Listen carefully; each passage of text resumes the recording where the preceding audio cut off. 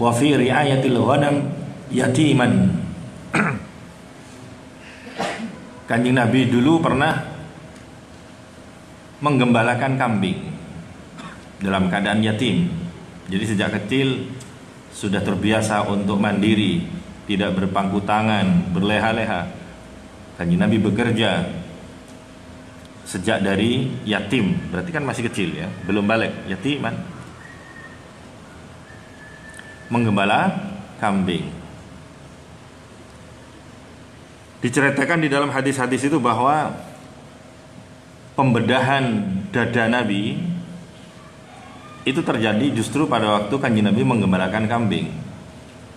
Fa bainama ana ma'a akhin li khalfa buyutina nar'a bihima lana idz atani rajulani.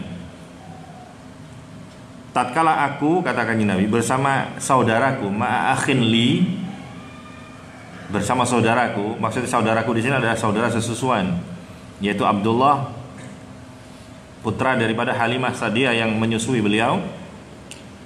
Khalfa buyutina, tatkala ada di belakang rumah, nar'a bihima, kami menggembalakan kambing.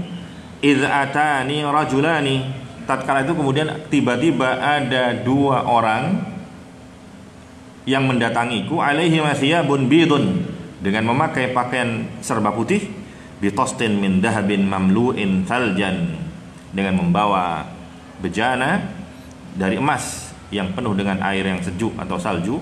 Summa akhadani, kemudian orang itu membawa aku, fasyaqqa batni, kemudian membelah perutku. Summa stakhraja qalbi, kemudian mengeluarkan jantungku, fasaqqahu, kemudian membelahnya. Itu operasi ya. Operasi yang dilakukan oleh malaikat Jibril Mikail. Di dalam sirah-sirah itu dijelaskan, tatkala Abdullah menyaksikan kejadian ini, dia sungguh takut. Abdullah sama Kanjeng Nabi lagi menggembala, asik-asikan anak kecil lagi menggembala. Kok tiba-tiba Nabi ini dibawa oleh dua orang berbaju putih menuju ke bukit. Abdullah langsung lari ke ibunya, memberitahu Sayyidah Halimah, kemudian Sayyidah Halimah memberitahu kepada suaminya dan memberitahu orang-orang kampung. Akhirnya dan Abdullah laporan itu dengan gemetar karena ketakutan, bilang sama Halimah bahwa saudaraku dibawa oleh dua orang berbaju putih dan dibawa ke bukit. Tolonglah ia, jangan sampai ketinggalan, khawatir nanti dibunuh dan seterusnya.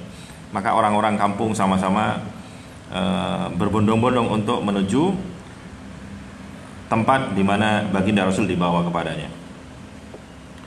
Jadi ternyata terjadi pembedahan Kanjeng Nabi itu terjadi pada waktu Kanjeng Nabi menggembala kambing.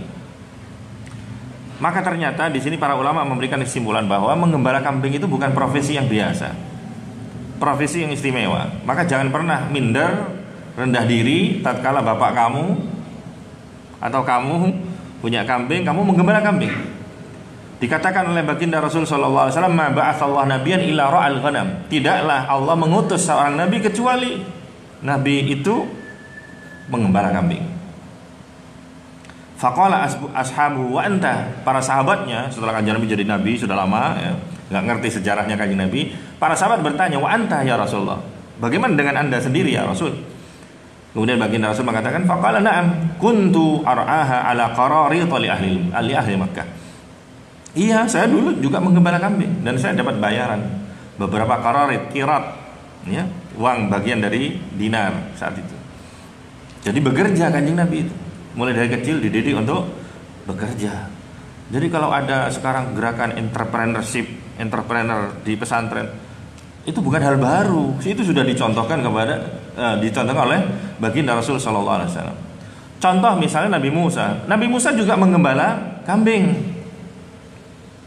Maka diabadikan dalam Al-Qur'an, qala, tatkala ditanya tentang ma biyaminik, apa yang dipegang oleh tangan kanan dari Nabi Musa, qala hiya asaya, kata Nabi Musa, itu adalah tongkatku, atawakkau 'alaiha, aku berpegang teguh, bersandar dengan tongkat ini, wa ausyu biha ala ghanami, Dan tongkat ini dibuat untuk angon kambing, mengarahkan itu ya. Wali fiha ma'aribu ukhra, dan juga untuk kepentingan yang lainnya. Jadi Nabi Musa juga menggembala kambing, karena ditanya, begitu ditanya, yang di tanganmu itu apa? Tongkat itu.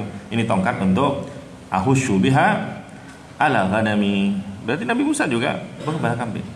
Maka profesi menggembala kambing itu profesi yang mulia.